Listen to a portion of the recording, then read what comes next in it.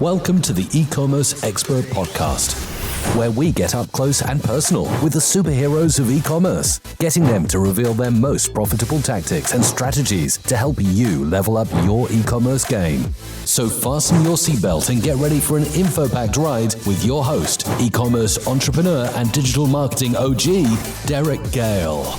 Welcome to another episode. Derek Gale here, and today's guest is the CEO of MediaScale and Traffic Online, and this guy has successfully launched, optimized, and scaled really thousands of 5, 6, and 7-figure digital ad campaigns with an average ROAS of over 300%. He regularly speaks all over the place, marketing entrepreneur conferences, masterminds around the country, sharing his wisdom, how he's helped over 500 different clients and successfully spent over 75 million on digital ads.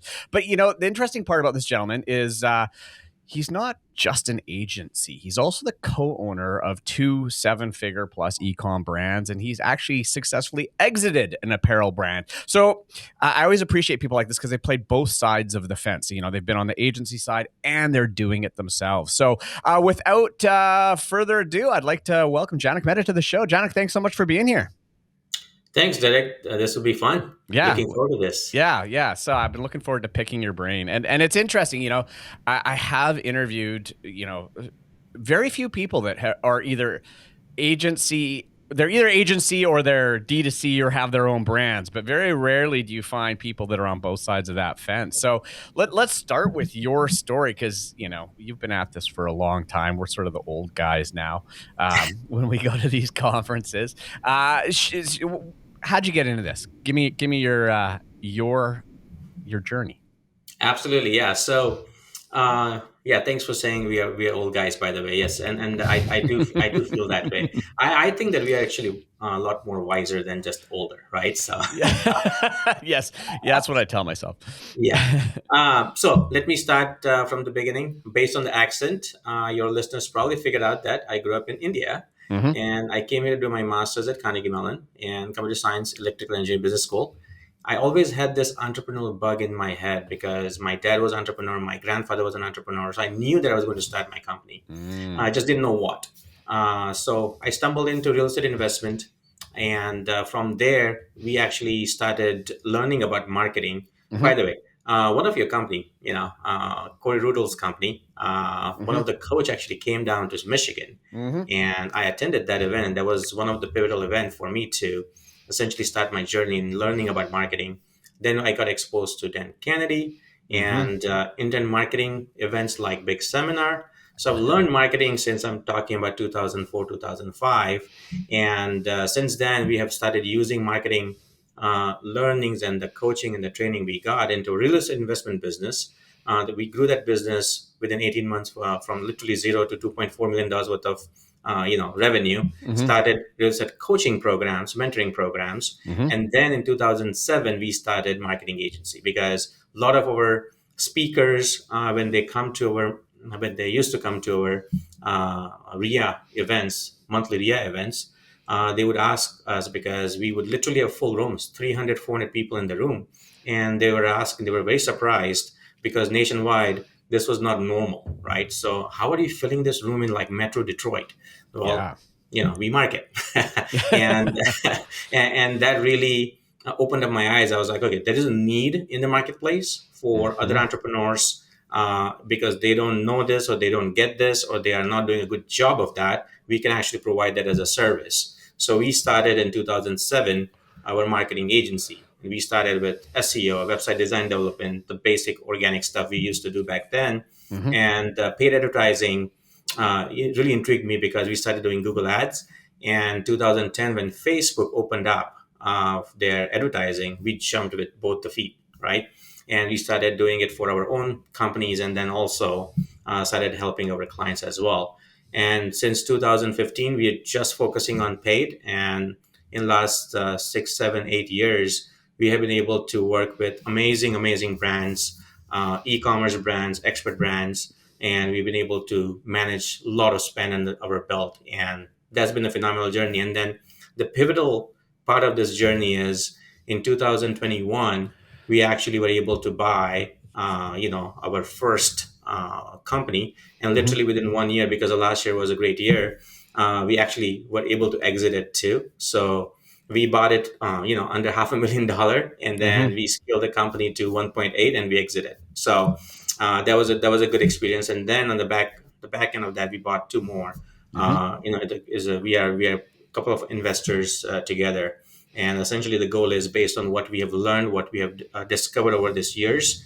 We are essentially taking that knowledge, we know how to scale brands. We have clients who have scaled from literally 0 to 4 million, 4 million to 24 million. We have brands who one of the brands is actually, this exciting. One of the brands is actually getting public, right? They're acquired by a public company, and they're changing the ticker name. So they are now going to be publicly listed company. Oh, wow. That one of my dream was to actually, have a publicly listed company. Well, we have achieved that through our clients. And the good news is that as a performance bonus, we have stock options in the company as well. So I'm excited for that. Nice. The brand to go live. So essentially, it's like my journey from us discovering marketing to getting really focused and honing the paid advertising game, and then really starting to love the whole world of e-commerce and really owning the brand. That's been the journey so far. Yeah, that's interesting. And I've wondered this, why more agencies, bigger agencies, don't see opportunity, buy up a brand and scale it themselves. Because, that's where I think a lot of, let's face it, there's a ton of great products out there. They just don't know how to scale themselves. Right. And if you have that formula, what you're doing there is brilliant. You can, to take your knowledge, scale it, and then flip it. That's even better, right?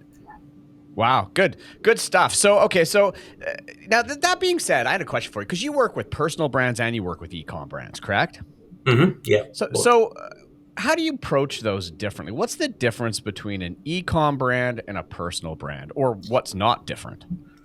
Actually, it's a great question. So on the personal brand, it's more about customer journey, and on the e-com brand, it's essentially more about what customers' true hope, desire, challenge, and problems are. Now, in both cases, customers' pain and challenges are very, very important. What I'm talking about is, how the brand scales, right? So on the scaling side, I believe that on the e-com, it's more about media buying, less about, well, I should say completely less, but so it's less about what you do itself on the website. So I'll give you an example. The brand which is,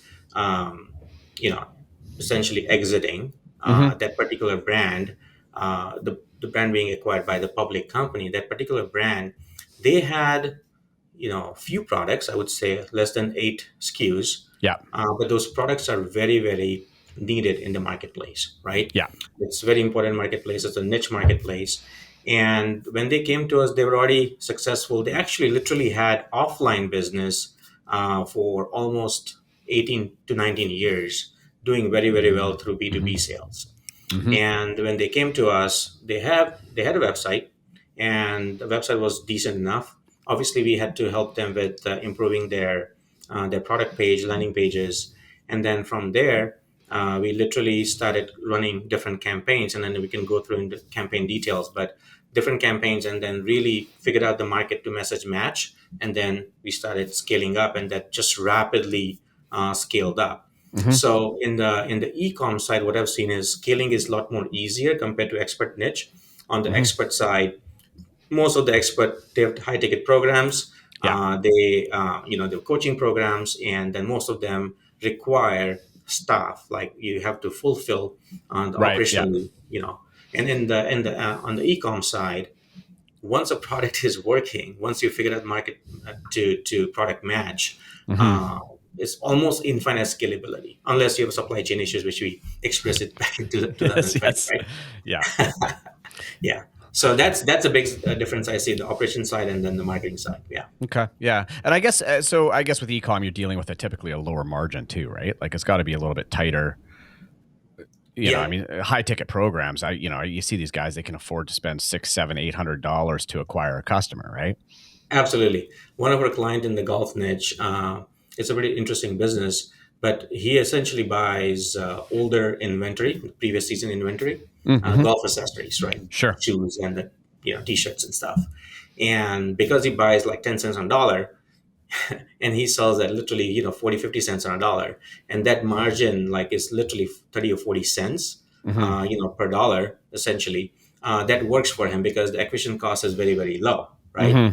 But then it's not about just a first sale. 3, 4, 5 years ago, focusing on the first time sales and making money on the first sale was a reality. I don't know, Derek, what you've seen in your brands, but you don't always make money in the first sale, at least on No, the e-com, not at all. right? Not Yeah. yeah, okay. Yeah. So that's been our experience, right? I would say lately, um, almost after iOS changes, but Yeah. more recently in 2022 and onwards, right? So a lot of the brands, they have to realize that this is a new world, it's a new Yeah. reality, and you have to fix that back-end problem or fix that repeat customer problem or fix that recurring revenue problem, right? Otherwise, you're just going to be just quote unquote breaking even. And if you don't have A, strong email campaigns, or B, cross promotion products or the products you can cross promote or upsell, you're going to be running into challenges essentially. Yeah. Yeah. So that's interesting to say that. So you're not seeing virtually anybody making money on the front end anymore. I didn't say that.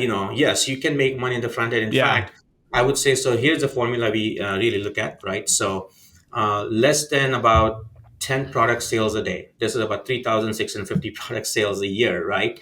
And let's just say you have $50, the value of the product, right? Yeah. So you're really looking at about 150 to 350. That's the range we look at in terms of revenue. Until that point, you technically can make money in the first sale if you do it right. Because again, I'm just going to speak up Facebook, right? So on Facebook, what we have seen is when you are running campaigns on a lower budget, typically I'm talking about $50 or $100 a day, very low budget, right? You can obviously start per ad set, $20, right? Sure. At those levels, what Facebook does, based on the algorithm, what Facebook does, it actually gives much better types of the cream of the crop. So imagine a pot of milk, and then the top is a cream. When you are launching campaigns with the lower budget, they literally give you that cream. Right. So it's like the Facebook is hooking you on, Yes. right? Yeah. And the moment you start scaling it up, Facebook has to go broader, and then you're going to get mix of audience as well. So that's if you're in a smaller budget, and when you are starting out, there is a decent chance. If there's a product market fit, I'm assuming there are a lot of stuff here. I'm assuming there's a need for that product. I'm assuming that you actually get the need, and there is a big enough demand. And if you have those conditions met, yes, you can actually make money in the front end. Yeah. Yeah. And I think that answers the question that I see a lot of guys that are starting to scale their e-com go, what, it was profitable, then it's not, Right. And that, I guess, that algorithm kind of explains that. So let's actually talk a little bit about what you're seeing right now, because I mean, we're kind of in an unprecedented territory in terms of life, the world, business, I mean, prior to COVID, things were trucking along. We could, the targeting was still there, and then we hit pandemic, and then iOS, and now we're coming out of this. The economy's on shaky ground. What are you seeing in terms of results, and how are you guys adapting to that? Very interesting question, and it's a very jam-packed question you have asked me. That's pretty good. So, right, I can give you an answer in stages, like what we have seen personally. Yep. So, right in the first 2 or 3 weeks of pandemic, there's obviously a lot of scare in the marketplace. What we started seeing was CPM just precipitously dropped. Yeah. Our media buyers, right, in the agency, and we were like, oh yeah, of course, because big brands have scared and they've stopped running ads. Yep. So we just we should say, let's go, guys. This is the time. It's like a portal to past opened up, and it was a limited time, and we just wanted to grab it, right? One of the fitness brand, they essentially, it's a home fitness equipment, right? And it's just single SKU, one product. I mean, there are multiple different colors and all the combinations, but mainly generally one SKU, right? And that brand, we would normally do, about 60 to 80 K a month, right? Mm-hmm. Small brand. And literally within 5 weeks after COVID, 1.45 million pounds. I mean, dollars, Oh, essentially. wow. Just like 5 weeks, we just grabbed it, right? Yeah. Yeah. But that was that time, right? And then Mm-hmm. obviously, rest of the e-com brands, everybody went online. We saw a huge spike in demand, and that was a huge eye opener. So we just kept, scaling and scaling. It was Mm-hmm. easy times, right? Mm-hmm. Mm-hmm. And then we started seeing supply chain issue happen. A lot of my clients Mm-hmm. were running out of product. I actually had a client. They literally produced they manufactured candles in United States in New York, Mm-hmm. but he could not bring people back for manufacturing. Mm-hmm. So even in the United States, even in New York, because of the laws, his plant was completely shut, and then he was completely wiped out because all the spike, right? Yeah. So we had to bring it down, right? So that was like a big up and down cycle we saw. And then 2021, things started getting easier, but then we started seeing inflation going up. Still, people had a lot of money. We didn't really see 2021 was a great year. Yeah. Even up till last year in the beginning was okay. But last year, starting March, April, we started seeing some effect of economic downturn as well in our campaigns. And 2021, April, I was 26 April, I remember the date. 26 April, IS 14.5 change happened. And that the first for us first few weeks it was not a big change, but then after that we just started seeing a lot of change, especially becoming interest been gone, and then also Mm-hmm. the tracking was an issue. And then we obviously started utilizing other third-party tracking systems and first-party data, and we started changing our strategies as well. But more importantly, what we have seen is after April last year is all of a sudden the campaigns that were working very very well in terms of multiple ROAS in the front end or even back end, we started seeing less ROAS, right? So and then clients are complaining, hey, what's happening, right? Mm-hmm. Well, the reality of the fact is people's easy money is kind of gone, right? So or reducing significantly. So at that point in time, unless the product has a specific need, is going to see an impact, just based on the macroeconomic data. Mm-hmm. So that's what's happening. And I don't believe that advertising can really fix the bad economics and bad marketing. I mean, so bad customer demand, essentially. That Yeah. is, you cannot, No. the bad offer, bad product market match, marketing doesn't really, help, right? So we have to adjust to that with the new reality, right? And then also, we have started consulting our clients and telling them, hey, we need to do more surveys, really understanding what are the true pain, desire, challenges, what else do they need, right? So start asking them questions about, if they don't buy, hey, why are you not buying, right? Or people who actually have filled out their email list or part of the email list, sending them surveys, right? And that's really started shifting our process in terms of how do we retarget and how do we actually bring them in the return path? How do we bring them back to the website? Yeah. So was there, so surveying, asking the customers, what was the general feedback you were hearing in terms of reasons why people weren't buying? Was it economics? Was it, I just don't have the money? Was it uncertainty? Because it wasn't the product, wasn't the offer that was working before. So what was the feedback that you were getting and how did you implement that? Yeah, so some of the things, like for example, one of the supplement company, they actually help people are suffering from Parkinson's. So Okay. again, the problem isn't gone. Yeah. Target market is still there, right? And but they used to buy like monthly, one or two bottles a month, and they started reducing their buying, and we Okay. actually had to offer them because their income, the fixed income, because the target market is older, their Mm-hmm. fixed income is reduced now, Yeah. and then because of inflation, they could not spend the type of money they used to spend. As an example, so we've seen the different reasons, different variety of that. But yeah, there is there is a sense that changing economic realities is impacting for sure. At least the clients we are serving, and Sure. if it's a broader market, multiple SKUs, we're still doing fine. The client Mm-hmm. with 10,000 SKUs, it's still jewelry, right? Body piercing.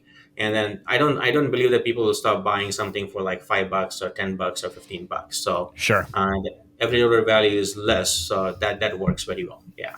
Yeah. So yeah. So if it's Okay. a niche product and a niche market, it seems to be getting affected. Yeah. Okay. So I want to pick your brain a little bit on Facebook now. Sure. So, I mean, Facebook made their big changes. It's funny, I can log on to Twitter any given day and see somebody asking, is everybody seeing the results on Facebook drop? And then the next tweet is like, wow, Facebook seems to be getting better, right? Like, it's all over the map in terms of Facebook. So when Facebook made those changes, how did you guys adapt your marketing and what are you seeing working right now? Yeah, so as I was saying, the first few weeks right after about 26th of April 2021, Yeah. the changes didn't really affect us. We didn't see a big drop or anything like that Yeah. right away.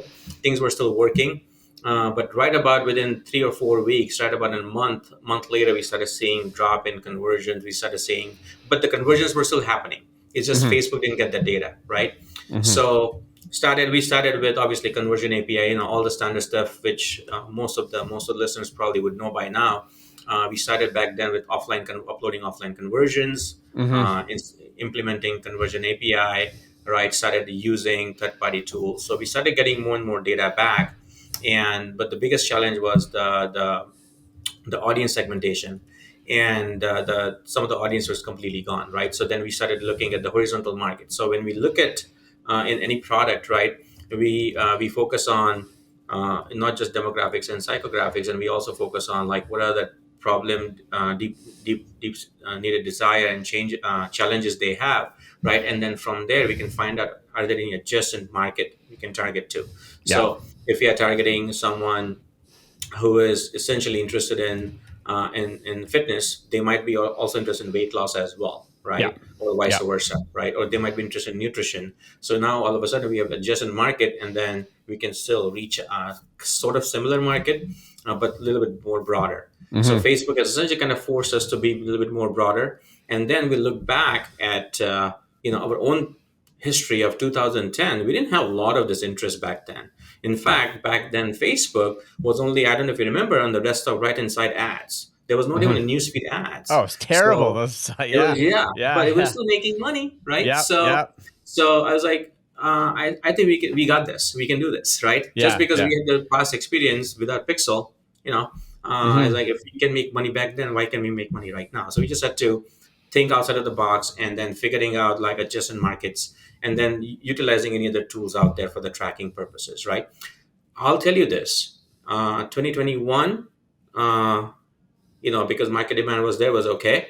2022, the beginning of the year was okay, but then in the middle, like 2020, last summer was, for us, it was fairly challenging Mm-hmm. because market demand is kind of slowing, and Facebook hasn't really improved, right?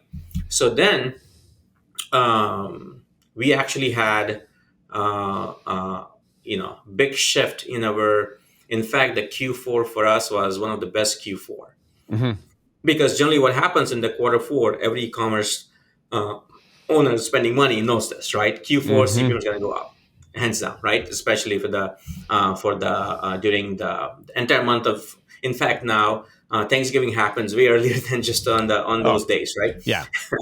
All of And November, basically. yeah, pretty Yeah. much all the November is, the things have shifted, right? Yeah. So for us, we have seen a little bit of increase in CPM, but right around December, we started seeing decrease in CPM. In fact, if you look at the data from Triple Whale, right? Triple Mm-hmm. Whale shares all the data across, I don't know, they have 6 or 7,000 accounts. Mm-hmm. We don't have that many accounts, right? But we see their data, and we also see our own data, and then we see that it's the CPM actually has gone down from Facebook. Mm-hmm. So, we pretty much felt that we probably have to shift everything from Facebook to, let's say, YouTube or TikTok. But Facebook has improved from the CPM standpoint.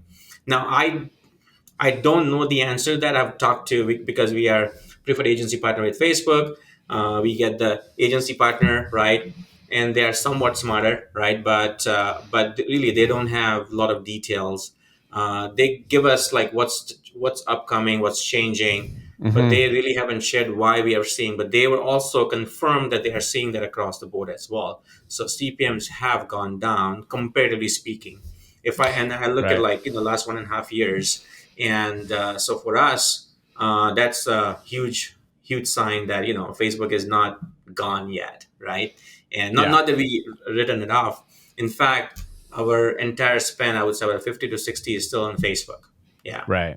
Now, I mean, in terms of CPM, I mean, it's just got to be supply demand that's driving that, right? Like it's an auction based market. If what Facebook tells us is the truth and how they price CPMs, so why do you reckon they're going down right now? Is it just people pulling back on ad spends because results weren't there? So people have shifted their ad spend from, and we have seen the trend from Facebook to, let's say, TikTok, right? Yeah. Yeah. TikTok CPM is going up ridiculously high. Again, Yeah. we experienced that. Uh, I believe that Facebook has finally figured out data. Yes. Okay. So there's obviously, Facebook was never perfect in the beginning, in the middle, or even now. They were never 100% perfect, right? Yeah. But I believe that from there, them getting data back in for their algorithm to learn, I believe that they're actually getting better at that. Yeah. And uh, and I'm seeing the effect of that. And as you mentioned, there is some pullback on the ads as well, and then moving some of the ad spend to other platform as well. Yeah. Right. But So when you say yeah, they're getting better with data, effectively they're not wasting impressions on unqualified, which in turn brings demand down because they're just showing it to the people that actually matter. actually, Yeah. exactly. Yeah. So okay. There So was a gap for a while, and then I, yeah. I Yeah. now see that it's coming back. Now they're not 100%, but it's definitely better than what we experienced last year. Yeah. And that's the grumblings I'm hearing. That's kind of even what we're feeling as well. Is like they're just getting better at showing your ads to the right people. Now, there's I'm hearing certain people say as well that hey, they're having their most success. Obviously, I think everybody agreed after the iOS change, you can't take shitty creative and just sort of target your way to success. You you actually have to have really good creative. But go broad and now let the Facebook algorithm figure it out. Is that how you guys are approaching it? Yeah, so if I compare what we used to do, I would say probably 4, 5, 6 years ago, Mm-hmm. in terms of testing every single element, every single interest, every single placement, every different type of ad, whether it's newsfeed ads or the right inside ads or Instagram, vertical ad. Everything was in its own ad set, and we Mm-hmm. were launching hundreds and hundreds of tests, right? Mm-hmm. We no longer have to do that, which is the good news, right? And we still believe that, okay, we have a formula, right? So when the client are in the beginning phases, when the product to market match is not really identified, they're still testing things out. I believe that going niche, going interest based audience definitely works, right? It Mm-hmm. still works. Yeah. And in certain cases, what we have seen is depending on the account. Again, this may sound like a cop out, but trust me, Derek, I don't know if you are managing media in-house yourself, but Mm-hmm. or your media buyers, but trust me on this one. Every account is different. That Yeah. is unfortunately not a way I can tell you. You know what? If you have this situation, just do this, you'll be all right. Now, Mm-hmm. that may be the starting point, but it's unfortunate thing, and I'm taking this side.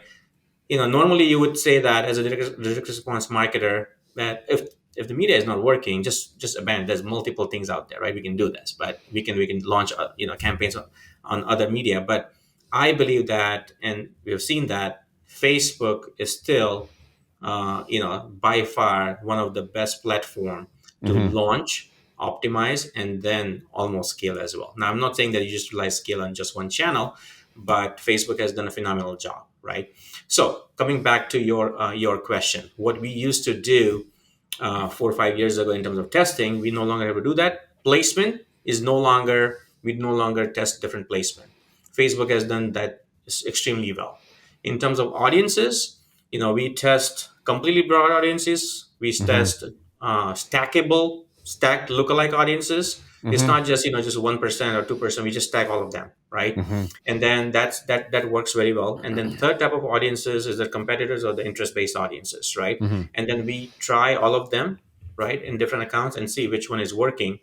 After we have figured out the audiences, though, we spend about 20-30% of the time on that. About 60 to 80% of the time is always going to be moving forward, is going to be on the creative side, right?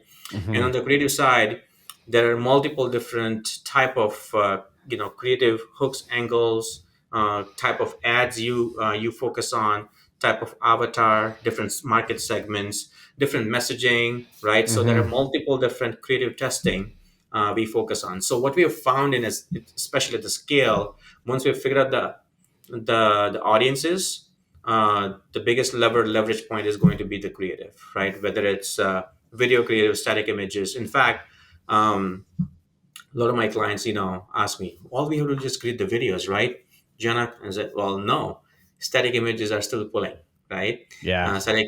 Not just video, static images are still converting, right? So that's essentially what we used to do and what we do now. It's a lot more about creative than back then. Back then was all about like direct response media buyers, Yeah. let's shoot like a rifle, like a sniper who's just going to kill like one thing at a time.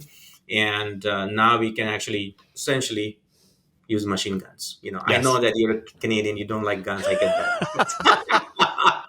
But that's the visual I would like to give our listeners, right? And Yeah. no, it's been phenomenal journey. And Yeah. if I really go one step above, and if you look at all the platforms, essentially with the advent of AI, I believe that the machines or the algorithms they have built, they are going to be so smart that we just have to tell it. Facebook is actually working on AI based creation as well. Good. So eventually, this is just what I've heard from Facebook managers.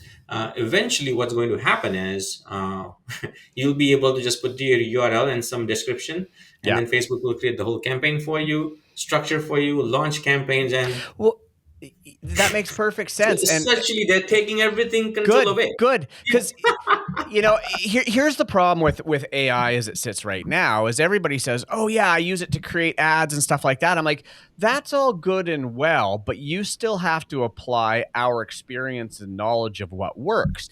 And I've always said the minute you can put AI behind the scenes to consume all of the ads running across a platform and then learn what's working and what's not, and then start working on variations of what's working, then we're going to have super powerful ad creatives. I guess my question is how do you get a competitive advantage over, two products that are the same? Let's face it, like in this world, there's a lot of great products out there. And a lot of times it's not the best product that wins the market. It's the best marketing that wins the market, right? So once AI has leveled that playing field and you have 10 guys marketing a similar widget, who wins that? Great question. I believe that just like ChatGPT, the prompt engineering is a key. Yeah. My gut is, and my expectation is that whenever that thing is ready, if Facebook ever does that or gives us access to it, it would be based on the input, right? So I believe that there's still a hope in terms of in terms of winning. Yeah. I guess the other side of it is that maybe a shift in the market where all of a sudden it's not the best product, it's best marketing that wins. If all marketing is created equal, then eventually it just becomes the best product. Absolutely. Yeah. And in the correct world, it should be always be like that, right? Well, yeah, in a perfect world for sure, but you and I both know that ain't the case, right? Yes, exactly. I wish it was. Okay, so as we're that was awesome. That was a fantastic breakdown on Facebook. What's going on there? Everybody listening, you should have gotten a lot out of that. Let's talk a little bit about AI though, since we've already opened that door. Because I know in fact, you were, I don't know if you remember that, but you went and at the mastermind we're both part of, you did your talk on AI. I went home, went back to my office, and I actually cut headcount. I was like, and I'm like, you can thank this guy Janak for losing your jobs. I'm sorry, but he showed me the way. But the reality is as much as it sucks to have to cut heads or to cut heads for efficiency, I think businesses now, if you're not adopting this technology to increase your efficiencies, to lower your costs, to become more competitive, you're just going to get left behind because your competitors are, right? So this is the question I think a lot of people have, and let's talk e-com and in marketing. What are the ways you're successfully using AI as it exists today? And GPT-4, I guess GPT-4, anything in terms of image creation that you're using actively? Absolutely. So, we actually, I don't know if you remember this or not, but at the presentation I made at the mastermind we're part of, I actually literally compared the results of copy created by our copywriter, Yes. Jasper, and then ChatGPT. So ChatGPT for the e-com side, it actually created sales, right? So that was the biggest aha for me. I thought ChatGPT would not be able to create sales, the copy from ChatGPT, right? Yeah. But Yeah. it actually created sales. The good news is that our own copywriter actually won that test, Right. because the copywriter has 30 plus years of experience, right? Sure. So that was a big deal. But then this was a test we did early on in ChatGPT, and we were not using a lot of prompt engineering. Now we are. So now we are at the stage where ChatGPT can really create copy that essentially as close as or as good as our copywriters. Okay, because our copywriters are actually giving input.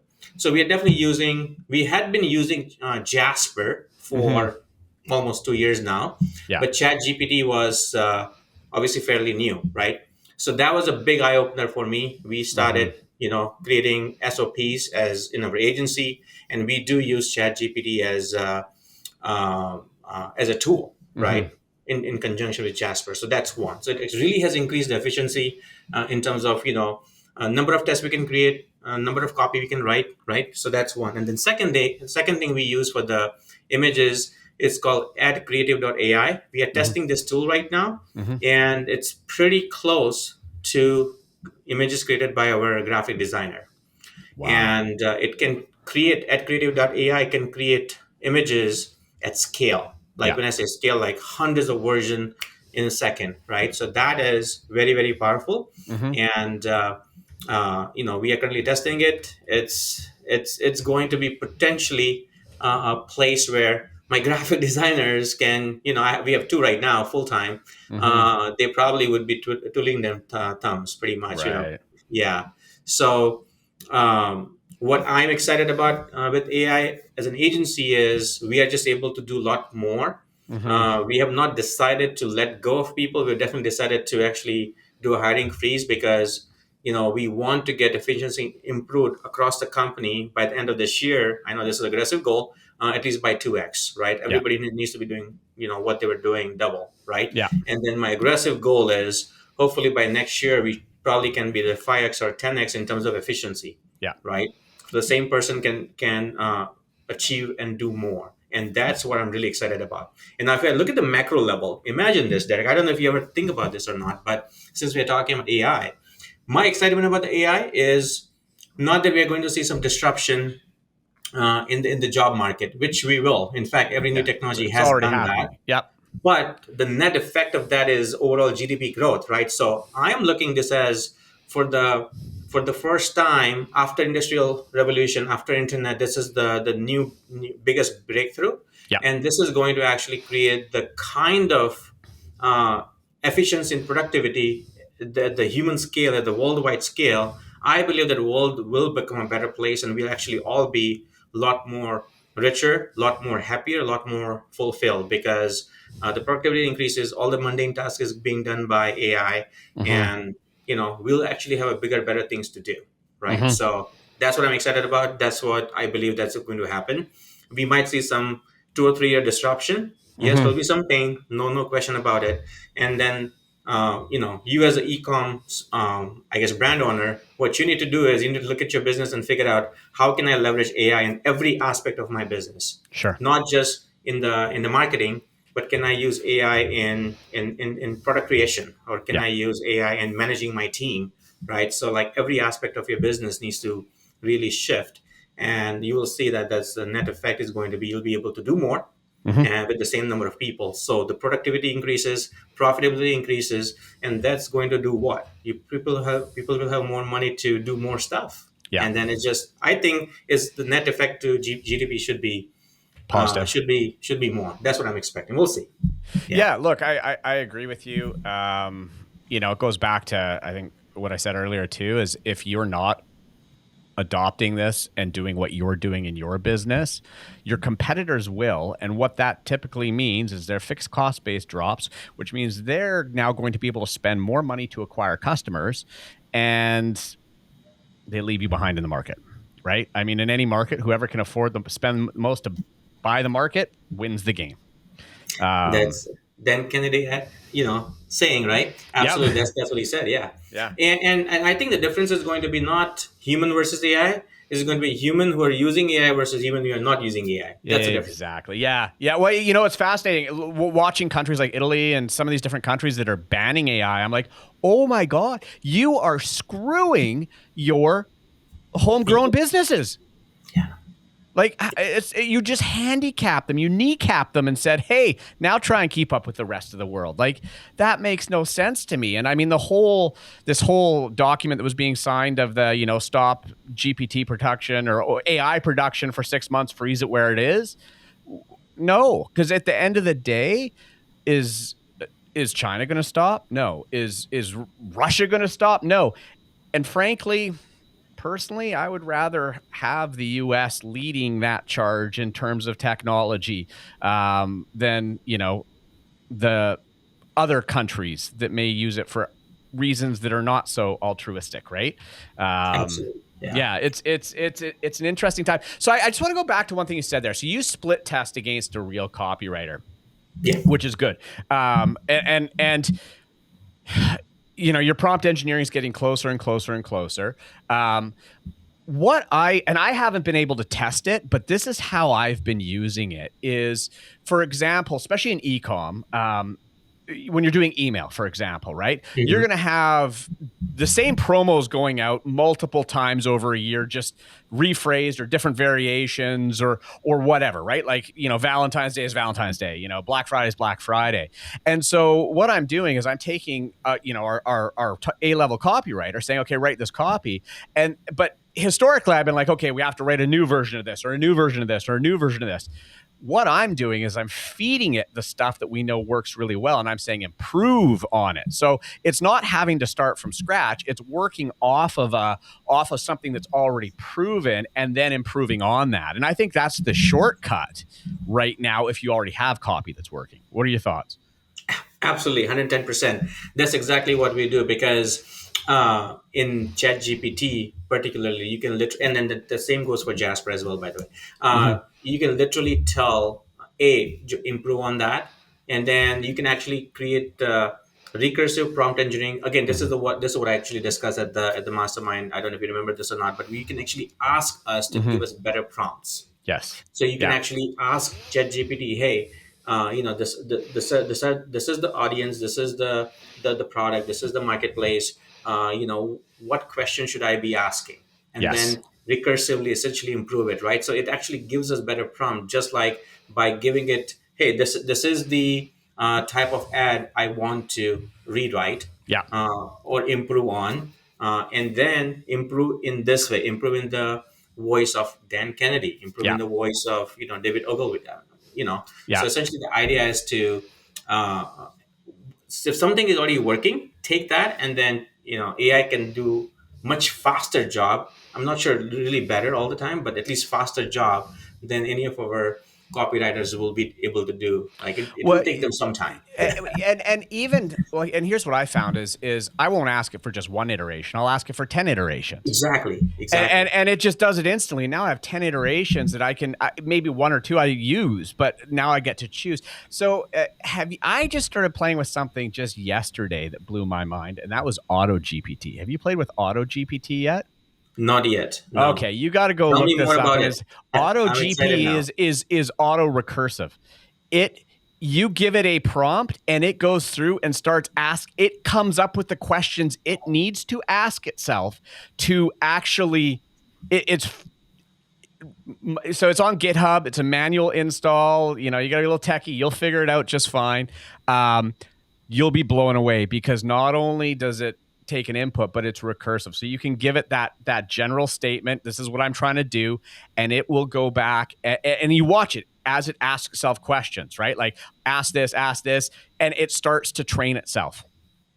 This is phenomenal. So what we started as a meta prompt engineering, I think there's somebody already created a tool for that. This is great. I love that. Love that. Cool. So Auto GPT, look it up. Auto GPT. I want to hear what you think about it. So sure, I'll test it and let you know. Fantastic. All right, man. Before we wrap this up, where can people connect with you? Where can they learn more? I'm all over social, Facebook, Instagram. My first name, Janak, is Janak. Last name, Mehta. And you can obviously go to, we have two brands. One is clientsonline.com, or you can go to scalePaidAds.com. Either of those two. Awesome, man. Appreciate you being here. Hopefully we get to do this again. Absolutely, man. Looking forward to it. All right, everybody. That was another seriously info-packed episode. We went down a lot of roads there, a lot of rabbit holes. And like I always say, just listening to these alone isn't going to make a difference in your business. You need to apply that final essential ingredient, and that is action. So just take at least one thing that you learned from this, write it down, action it, and get a result. And when you do, I want to hear about it. And on that note, this episode's a wrap. We'll see you again real soon. Thanks for tuning in to the e-commerce expert podcast. If you liked what you heard, make sure to give us a virtual high five by rating, reviewing, and subscribing to the show on your favorite podcast platform. And don't forget to check out our website at ecommerceexpert.com for show notes and bonus materials. See you in the next episode.